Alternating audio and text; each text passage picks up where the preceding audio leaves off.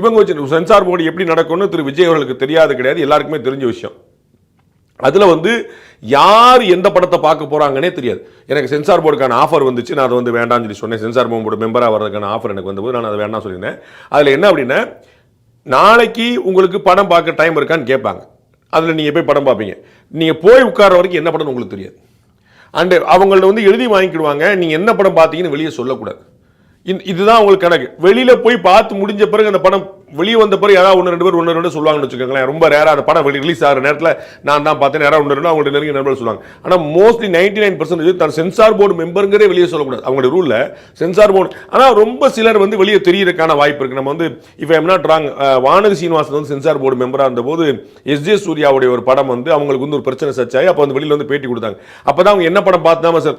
So அதெல்லாம் ரொம்ப over கான்ட்ரவர்சியலாக வெளியில வெடிச்ச ஒரு விஷயம். அந்த மாதிரி தான். மற்றபடி வந்து எந்த சென்சார் போர்டு மெம்பர் எந்த படத்தை பார்க்கிறாருன்னு யாருக்குமே தெரியாது.